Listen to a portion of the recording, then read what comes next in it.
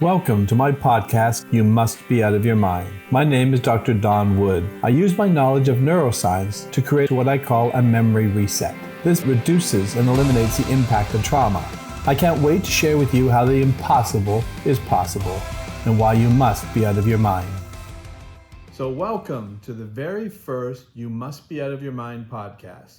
My name is Dr. Don Wood, and I'm going to be your host for this series on how trauma and performance are combined and how we can actually remove the effects of trauma to increase performance. You've probably heard me on a number of podcasts. I've been on quite a few podcasts talking about the science, educating people on what is going on, how the brain and how the mind work, how trauma is affecting that. And so our brilliant marketing PR firm decided that instead of having me on the other side of the camera, this time they're going to put me on the host side of the camera. So I'm going to be bringing in some really cool guests. I think you'll really enjoy it. They may be coming in from not necessarily doing what I do, but somehow we'll tie in the brain and the mind into that conversation. So this is the very first inaugural podcast. I'm really excited to be here with you. I think when we've done the podcast before with other people, they've generally been fairly high rated. So it's something that people are interested in, and I'm hoping that we can provide some insight and some new information to you if you're dealing with anxiety or panic attacks, depression, post-traumatic stress. The program that I developed is called TIPP, T-I-P-P, the Inspired Performance Program. And it was designed to help eliminate and reduce the effects of trauma. And trauma doesn't always have to be big T trauma. I wrote a second book I called Emotional Concussions. They could be coming from the teacher, the coach, the parent that maybe said something that hurt you, had an effect on you when you were much younger. Those emotional concussions can also build up.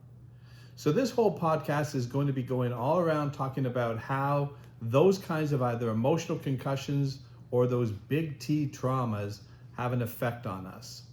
And so, when we thought, who's going to come on to be our first guest? And it was obvious. The person who was going to be our first guest was the person who inspired and launched this entire Inspired Performance Program. She's responsible for it, and we're going to bring her in and talk about it, and she's going to share with you what motivated me to start getting behind this and start to work on a program. So it is my absolute pleasure to bring on our very first guest and one of my most favorite people in the world, definitely my most favorite daughter, right? She's my only daughter, but she's definitely my favorite daughter. So I want to bring in my daughter, Ashley Ann Wood. Hey, Ashley. Hi, how are you? I'm doing awesome. How are you? Good. So the inaugural one, you're here for the first one, right? I feel so special. Well, you launched it all, right? Yes. So that's what we want to talk about. We want to share your story and really what inspires so many people, because when I'm on these podcasts, so many people will say, that's me, or that's my daughter, or that's my relative, that's my wife, right? So your story relates to so many people. So that's why I thought this is perfect to have you on and share it for the first time. I talk about you all the time, and now people actually get to see her. So I'm really excited to be able to do this, and so it's an honor to be with you. Well, it's an honor to be here. Very good. So if you've heard me on other podcasts, I talk about the story. And if you haven't heard the story yet, I'll sort of share a little bit of it.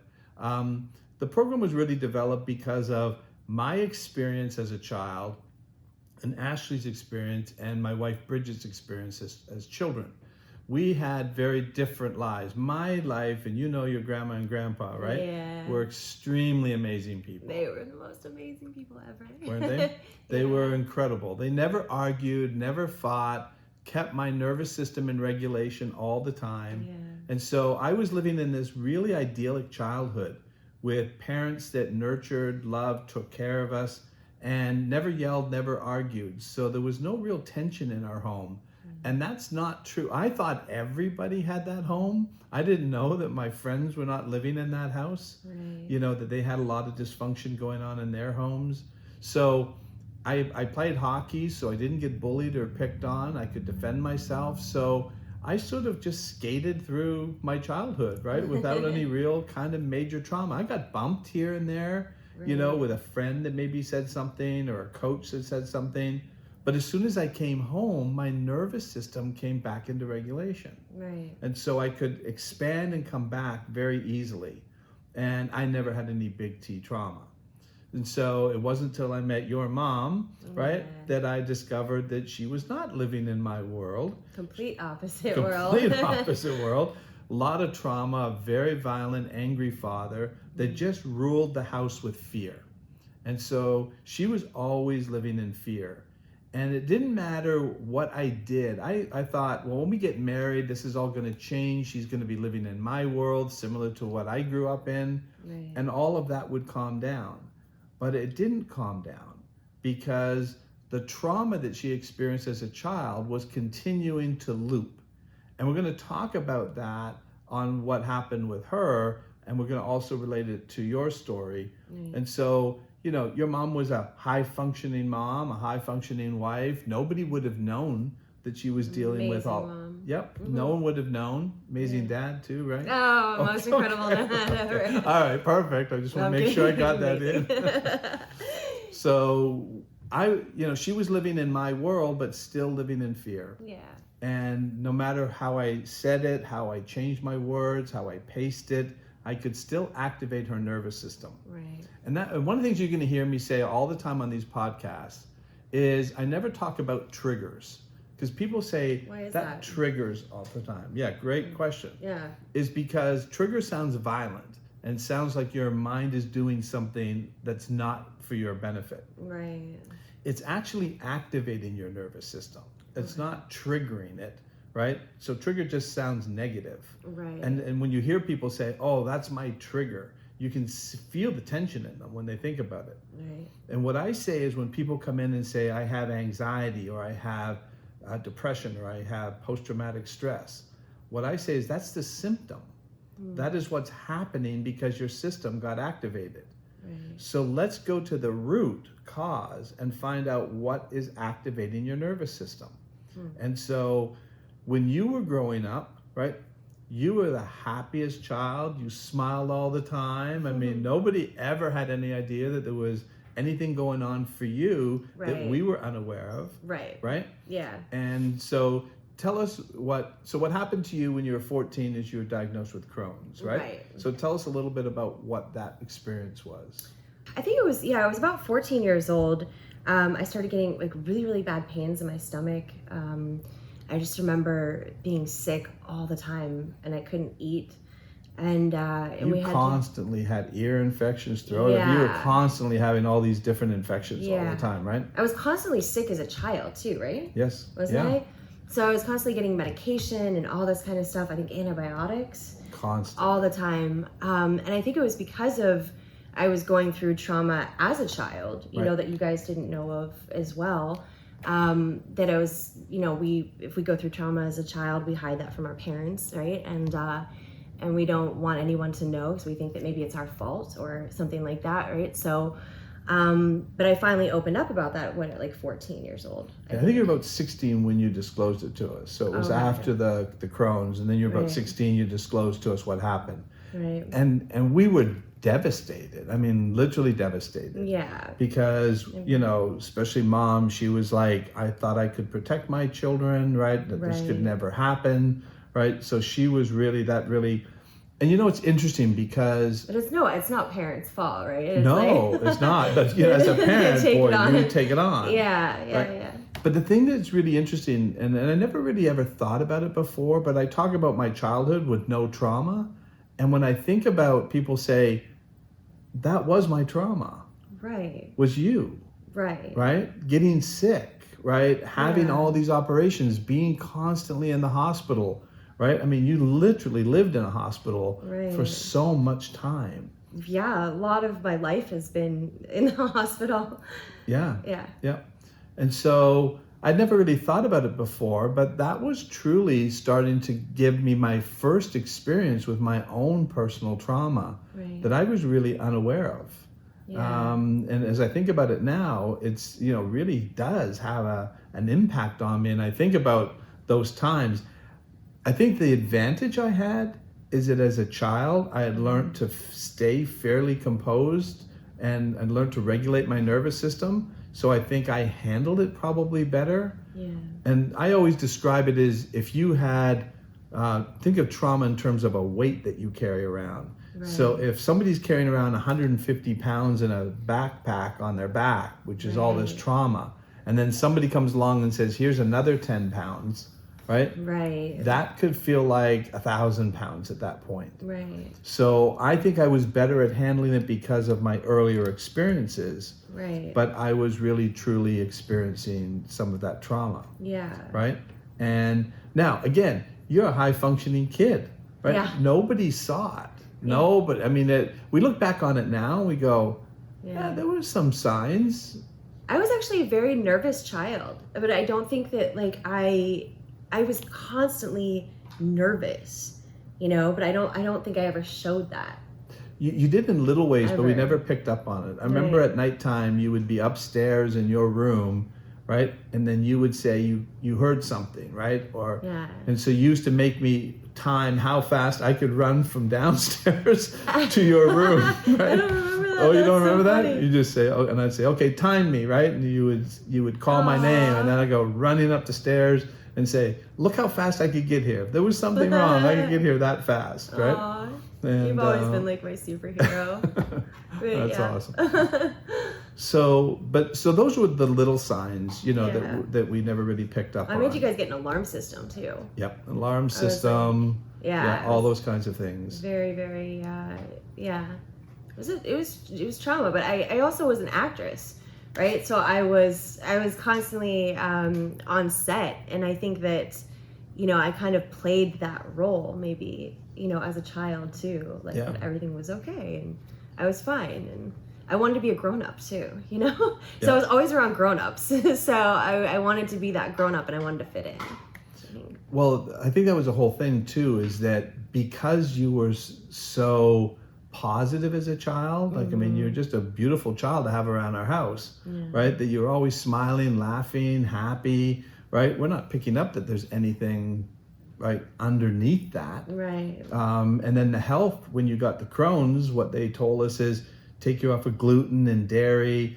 Everything that they were telling us about Crohn's was you have to learn to manage and live and cope with it. Well, and also they, have to have medication, and, the only route really is medication or surgery. I think it was, right? Yeah.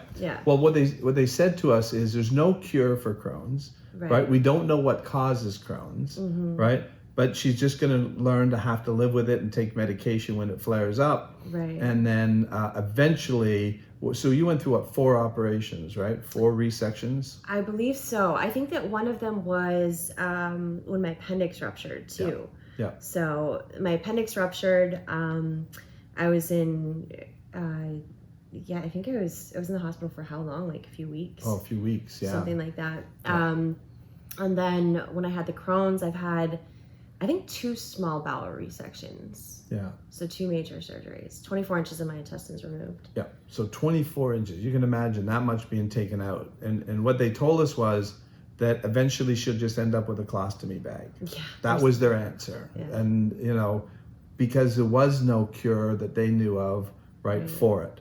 Mm-hmm. So we were trying to do everything we could do. Your mom researched like crazy, trying to find answers for you, and everything just kept coming back to the same thing: manage, live, cope with it. Right. And so you continued. I mean, she's a phenomenal actress. If you just see the stuff she's done, what are the kinds of things? What are the show? You started doing it when you were 4, right? Yeah, I think it was like when I was about 4 years old. When I did Blood Knot with Patrick Dempsey and Margot Kidder. Patrick Dempsey played my brother. Margot Kidder was my mom. I played, Ali Sheedy as a child. Yeah. A bunch of other really well-known names as a child. Then I went out to LA. Yep. So that was her dream, is to go to LA. So she went out there. Now, what we don't really understand is how significant stress is on Crohn's. Yes. And acting is a very stressful job. It really is. Because you really don't know, right, when, right, it'll flare up. So you're living, and I always talk about the number one fear for the human mind is uncertainty. That's the number one fear. So being uncertain about whether or not you could go on set and actually get through, right. would create stress. Well, yeah, because I know that if I like booked for a week, it was like, oh my gosh, am I going to get through this week and be okay? Yep. You know, because the worst thing in LA and Hollywood is to drop out of something. Yep. For them to be like, oh, she's sick, she can't come. You know, you don't want to do that. You look so unprofessional. And you can't disclose it, because if you disclose it, they won't hire you. Definitely can't disclose that. So you can see where all this secrecy is coming in, right? Even as a child, she's hiding all the things that had happened to her as a child. So secrecy was a part of what you were doing. So it didn't seem unusual to keep the secret that you are sick. Yeah. Because that would affect your jobs. Yeah. I don't think I told anybody. I think my agent might have known at one point, because I was in the hospital. I was in the ICU or something like that, and so they had to like send flowers or something like that. But they definitely didn't want anybody to know either, right? It's just not something that you talk about in that kind of industry. And you were doing really well. You're on a number of shows: Lost, CSI, ER, Without a Trace, right? A lot of really big shows.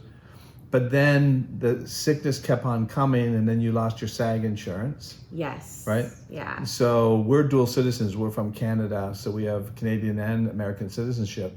So you decided to go back up to Toronto because there's a lot of acting up there, and that way you have the insurance from up there. Right. Right? And so then we get a call saying that you've been admitted to the hospital, you're in ICU, your lungs started filling up with blood. You started coughing up blood. So tell us what happened there. It was really scary. Actually, the first time that happened was when I was about 14. I was in a pool, and I remember swimming, and all of a sudden I felt like I was drowning, like I couldn't breathe anymore, and all of a sudden just blood just started gushing out of my lungs, and that was when I was about 14 years old. That was the first time it ever happened, and I remember I went to the hospital, and then it stopped, and they were just like, "That was the weirdest thing we've ever seen. We've never seen anything like that." And then when I was in Toronto, I don't remember much about it, but I just remember I woke up in the ICU, and then at that point they diagnosed me with a terminal illness called idiopathic pulmonary hemosiderosis. Right. And people with IPH don't generally live very long. Yep. There's only 10 of us in all of North America that actually have this, so it's super, super rare. And so they gave me about 5 years to live, I think. Well, they said it could be up to, in 5 years, that could be, it could be terminal because of that. Right. And again, what they said was the only thing that we can recommend is that she lives near a hospital in case her lungs start filling up with blood. Yeah. Right? Yeah. And so again, idiopathic, just the term idiopathic means no idea how it starts. Right. So it's unknown how it starts. So there was, again, no idea of why it started. Right. And there's no cure. Right. Right? So this is, again, another autoimmune disorder. So Crohn's is autoimmune. This is autoimmune. Your mom has Hashimoto's, which is another autoimmune. Yeah. So after you got this, IPH, that's when your mom said to me, because I was adopted, we didn't know my family history. So your mom came to me and said, this must be on you. This must be coming from your side. Because we don't know. We don't have anything like that on my side of the family. It must be coming from your side of the family. Right. And we didn't know my family history. Right. So she basically said, you need to figure this out or we're going to lose our daughter. Yeah. And that was a pretty serious thing. And that got my attention really fast. Right. Right? And again, now I'm talking about it and I'm going, that's another trauma. Yeah. Right? Knowing that your daughter could die. Yeah. Right? And you're just so strong, you don't ever show that like anything gets to you. Yeah. Which is pretty amazing. Yeah. Because I've seen you in like some I think some situations that could be traumatic that you're just kind of like, I got this. I'm like, how does he do that? I mean, I understand it. I think I have some of that too, but you handle things really well. Yeah, but it's still trauma. It's still coming from something. So, and again, recognizing it is the big thing and understanding it. So there's a lot of people out there that are dealing with things. And again, high functioning. I'm obviously pretty high functioning. You were high functioning. Your mom was high functioning. I work with CEOs and world famous athletes who are all dealing with this stuff. And so one of the things that we want to definitely talk about is there's no shame in it, right? We need to stop making people feel like there's something wrong with them, because the one thing that I say to everybody when they come in, and if you're my patient, you came in, the first thing I would say to you is, Ashley, there is nothing wrong with you. Right. And there's nothing wrong with your mind. Right. Your mind is dealing with a series of glitches and error messages. Right. And so when I started to do this research, what I discovered is that when we have trauma, right, that like you had and people have, that creates inflammation in the body. The purpose of inflammation is to create a cell danger response so that the cells become protected while this danger is happening. And so I believe that it goes to the weakest genetic link in the body. So for you, that was your intestinal area. Right. So the inflammation, right, would not allow food to pass through the intestinal tract. Right. Because it became inflamed. So you couldn't eat, right? So you would lose weight. Yeah. You would be getting sicker. And what was really happening is that inflammation was compromising your immune system and your neurotransmitters. Right. So if you go in and you say, and you diagnose or you get diagnosed with Crohn's or anything like that, what they're really doing is they're saying, those are the symptoms, we're going to treat the symptoms. Right. But nobody was looking at the cause. Right. And I believe that the cause for you, I'm not saying everybody with Crohn's would have this, but I believe it's probably a major amount of people, the majority for sure, are dealing with unresolved trauma. Well, yeah, I think this day and age, I don't think people talk about childhood abuse, or we don't open up about, sexual assaults or different, all sorts of things that happen to us. And we're not honest about those things, and we don't want to seek help, but there is help out there. Right. Well, there's a lot of shame about it, right? Right. And so a lot of times people will feel like there's something wrong with me, right? I'm broken, I'm defeated, because that's sort of what they're told. You're broken and you're defeated. What I didn't know is, even though that never happened to me as a child, I didn't know that all my friends were dealing with it. Right. We had 2 principals at our schools that were abusing kids, 2 teachers, the guy who ran our Little League for 35 years. All my friends were getting sexually, physically abused, even in their own homes. I had no idea that existed. That never ever occurred to me that could happen.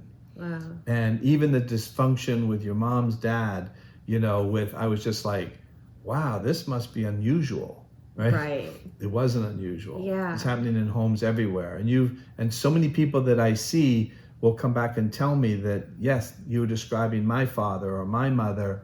Because when a child is growing up, you don't have, especially as you didn't have enough life experience to interpret what you were experiencing. Right. So you don't know how to articulate it. You don't know how to share it. Right. And so then that just keeps building up and churning, right? And keeping that inflammation active. Right. So what I talk about is what we're going to do in our program. The TIPP program is a 4-hour process that we take people through that is basically going to resolve that trauma loop. And the trauma loop is actually affected by memory. It's all coming down to the way we store the memory of trauma. That keeps the system in a constant activation state, in a cell danger response. Right. As long as that's looping, your Crohn's was never going to go away. Right. Because your mind thought that something is still happening. Right. The subconscious survival part of your brain is fully present in the moment all the time. Right. So your mind, even though you weren't in danger anymore, your mind didn't know you weren't in that danger, so it kept the inflammation active because your subconscious mind is fully present in the moment. Right. So it stays inflamed. When we get the memory reset, and that's what we're going to do, is we reset the memory. When the memory gets reset, it stops the activation. And so I explain it really a simple way, and I'll use you as an example of it. Okay. So tell me what you had for dinner last night. Oh gosh, what did I have for dinner? Pizza. Yeah. All right. So when I asked you that, you saw pictures, right? Yeah. Of what you ate, where you were at. Yeah. That's how you stored the information about dinner last night. Right. Now, last night wasn't threatening or disturbing. It may have been great pizza, right? But it wasn't. Amazing pizza. We made it from scratch. But it wasn't a threatening event. Right. When you're in a threatening event, similar to what happened to you as a child, Right. all your senses were heightened: sight, smell, hearing. Mm-hmm. So how's it going to record that? High definition, right? You're in the acting business, you know what high definition is. Yeah. So very bright, very intense, tremendous amounts of details put into it. That's what the mind keeps looking at. It then thinks something's happening. Right. So it activates a fight or flight response constantly. Yeah. Right? So your mom, her Hashimoto's, that came from constantly producing cortisol because she was in a constant state of fight or flight, even though she wasn't in the same danger. Right. Her mind was looking at the old data, responding to it. Right. That's what we can fix in the 4 hours. What we're going to do is we're going to get your mind, we haven't done it with you, but the person's mind, to reset that high definition memory into the same format as what you ate for dinner last night. Interesting. Then it stops calling for the action. Right. Right? Because there's no threat seen anymore, no perceived threat any longer. Right. So that's what we're going to do, and that's what the whole program is designed to do. And none of this would have happened if you didn't experience what you experienced. Amazing. Now, I would never in a million years ever want you to have to do that. If we could change that, I would love to have changed it, but I can't change it. And now you're saving so many lives, right? All these beautiful stories of all of these people that have, been searching and searching for answers for so long. Yep. And suffering. There's so many people suffering out there with trauma, unresolved trauma, when there's actual help out there. This is a cutting edge neuroscience approach to it. Right. We're basically rebooting the brain. Amen. Right? Yeah. And so you look at, had you not experienced what you experienced, and again, we wish never happened, right? Nothing we can do, right? So those But it's over. But it's over. There you go. Oh, she's learned. She knows the program. Yeah. Right? Where is it? Doesn't exist. It doesn't exist. Right? There's no such thing as that event anymore. It's just information about the event. Right. But the information, if it keeps looping in high definition, will keep the activation of the nervous system going. Right. So it's not meant, your fight or flight response is an emergency management system.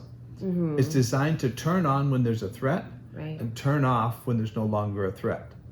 So that's how it works for the animal world, and it works very efficiently. Right. Right. So if an animal is in a threatening situation, they will go into an activation response. As soon as the event is over, they've escaped, right?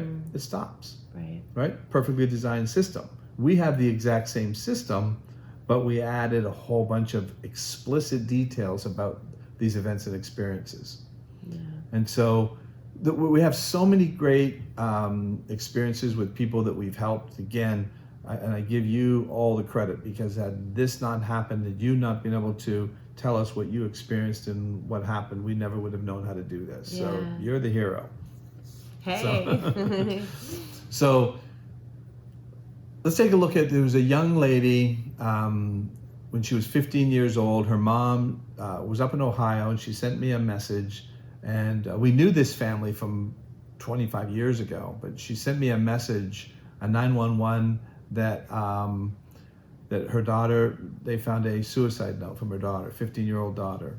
And so her mom called me and said, can you see her? And I said, well, you're in Ohio. I mean, we're in Florida. She says, I don't care. If you can see her, I will get her in the car right now and drive down. And she did. And so she drove down. We took her through we cleared the table for her to make sure that we had everything ready. And so when she came in, we took her through the program. And a year later, she wrote on Facebook, she goes, a year ago, I wanted to take my own life. And then my mom brought me down to see Dr. Wood, and I had a reason to live again. And now, this is a few years later, she has her own baby. Yeah, she just had a baby, right? Yep. That's so cool. So we see her on Facebook, and we still stay friends with them. We have so many, people like that. Yeah. Another great story is Michelle, all right? And you'll see her on our website. Michelle shares her story. She was 17 years in very active addiction. Right. I mean, pretty much everything you can imagine. And such a sweetheart too, right? Oh, she's a beautiful human being. Yeah. And again, what I said to her is, I said, Michelle, you must have experienced a lot of trauma, because there's no way you would be doing these things, right? Unless you had experienced trauma. She goes, yeah, I've had a lot of trauma. So we were able to take her out of that trauma, got that loop to stop. And so, like I said, she had lost her daughter. The courts took her daughter away. Her family pretty much disowned her. They didn't want to have anything to do with her. 17 years since she was 16 until she was 33, and she came in to see us. She had OD'd twice. Wow. And so when she came in to see us, we took her through the program, and I have to hand it to Michelle. She did exactly what we asked her to do. She really followed everything. She followed the protocol. She really wanted her daughter back. Yeah. And the great news is she has her daughter back. She's been out of addiction for well over maybe 3.5 years now. Yeah. She's working full time. Just a miraculous story. Just a beautiful young lady and enjoying life. Reconciled with her family, which was beautiful, right? And so all of that came because of the program that was developed because of you, right? Yeah. And there's other stories. So, there's some of those, like with addiction, what I always talk about with addiction is not about character, morals, or ethics. Not at all. It's about pain. Yeah. Right? It's all about pain. Yeah. And so people want to stop pain. Pain is a very strong motivator to stop. Yeah. And so the mind wants to be out of pain, so it finds a resource to stop the pain. Right. And the part of the brain that does that is the survival brain. Mm-hmm. And that's fully present in the moment. So when does it want pain to stop? No. Now. Right. When the person takes the drug, right, takes the alcohol, whatever, when does the pain stop? No. Now. Yeah. Problem solved. It doesn't see consequences to it. So if you're dealing with relatives or people that you know that you love that are in active addiction, right, having an understanding of why the brain does what it does will really help you to help them. It's not because they're a bad person, right? No. It doesn't make them bad people. It just makes them, people that have probably been through maybe stuff like, I went through that I didn't want to talk about. Sure. Right? Yep. And we just want to cover up that pain and that suffering. Yep. So. And that's what they're dealing with. So that pain is constantly looping and activating them. They found a resource to stop it. Right. And so it doesn't mean anything about their character or willpower. I used to think it was. Right. Because as everybody knows, I've never had a drink in my life, never touched a drug in my life, right? But I didn't have that pain. Right. If I'd have had that pain, how would I have done it differently? Exactly. Right? So fortunate for me, right, that was my life story. Mm-hmm. And so again, we got so many stories. The other one, I work with CEOs, executives, world-class athletes. The program is really built around performance, which is really different because we don't focus much on the trauma. As you know, when you go through the program, we don't spend a lot of time on trauma. It's more about the solution, right? And how are we going to get you to perform at your highest level? Yeah. So when I work with athletes or CEOs, they're dealing with the same issues, the anxiety, maybe post-traumatic stress, but because they're functioning at such a high level, people don't associate that they're having the same issues. Mm-hmm. So we had a young girl come in, she was 16, her mom said she doesn't know what's going on, her anxiety is really bad, she's a runner at her school, she ran cross country, but she was literally passing out during the races. Wow. And they were like, what is going on? They tested her, they couldn't figure anything out. It was really coming from some of the things that she had been dealing with. And she's a young 16-year-old girl. And so anyway, we take her through the program. She ends up breaking her school records. She gets a full ride scholarship for cross country. We got a great picture of her standing with her arms spread with all her medals on her arm, right? And she actually wrote her letter for her admission to the college talking about, had she not done this, she doesn't know whether or not she could have accomplished what she accomplished. Wow. What was wrong with her? Nothing. Right? It's just how, especially children, the brain doesn't fully develop until we're 25. Oh, wow. Right? So a lot of that development is also interfering and creating some glitches and error messages. Right. So we've got all kinds of examples of that. Another 16-year-old girl, her father brought her in from Atlanta. She had attempted suicide 2 times. And I had her father sit in with me on the beginning part of the session to explain to him. I said, I don't believe she was trying to die. She was trying to stop the pain. Right. And then when he looked at it, he says, that makes a lot of sense, because as soon as she attempted the suicide, she called us right away. Right. She didn't want to die. She just didn't know how to deal with the pain. Right. So the good news is we took her through the program. She's doing great. I talk to her father periodically once in a while, and he says, well, this sort of happened. And I said, well, also remember what's typical teenage behavior, right? We're not going to make them perfect, right? We're just going to stop some of the pain. Right. And if we stop that pain, then they can act like a typical teenager and still do dumb stuff, right? But at least they can do dumb stuff that's not going to hurt them. Right. So we've got a lot of great examples. I think hopefully you've learned something here in this podcast. We'd like to share some more wisdom with you. If you want, so first of all, how did we come up with the name, You Must Be Out of Your Mind, right? Well, we came out of that because that's the title of the first book that I wrote, called You Must Be Out of Your Mind. Really great book. It talks about the whole, just what we were talking about, how we developed the program, why I developed the program, stories about people that have gone through the program. Incredible stories. Some really great stories, some really good things. So if you're listening to this podcast, we're going to put up on a link that you can click on that link, and you're going to get you can download a free copy of the whole book. Because I think if you read the book, a lot of people go, you can download a free copy? Download a free copy. That's amazing. So it's all yours, and you can maybe read through it. A lot of people, when they read this book, say, you were talking to me. That story about that person was me. Awesome. Right? That story was my wife. Right? So hopefully you'll do that. If you want more information, you can even call us. We're going to post up our number on there as well, but just so you know, it's you can call and talk to somebody about how the program works and how you can we have different ways of delivering it. We have an online version of the 4-hour program, which you go through in the privacy of your own home or with a facilitator, or you can come and see me one-on-one. We do that as well. Yeah. We also do some groups. We're working on some retreats now and groups to bring people in. Yeah. I've done this with 40, 50, even 140 people in the room. That's the same 4-hour program. Yeah. And people will say it was life-changing. Yeah, completely life-changing. Yep. So that's our goal for you. So the phone number, if you want to call, is 407-600-2438. And we'll post that up there as well. The website is the Inspired Performance Institute. .com, or you can go to GetTipp, GetTipp.com, and that also brings you, so GetTipp, that's the name of the program. So any closing remarks, any other thoughts, Ashley? No, I would recommend this to anyone. I mean, the stories of people that have gone through things and gone through the program and how their lives have changed in such beautiful ways is just incredible. So. And I tell you, when we work with athletes, we have people who have broken world records, won tournaments. You just go on our site and you'll see a lot of and that's happening in days, right? So when the mind resets, what actually happens, especially I love working with athletes because it's so easy to see the accomplishments very quickly. Right.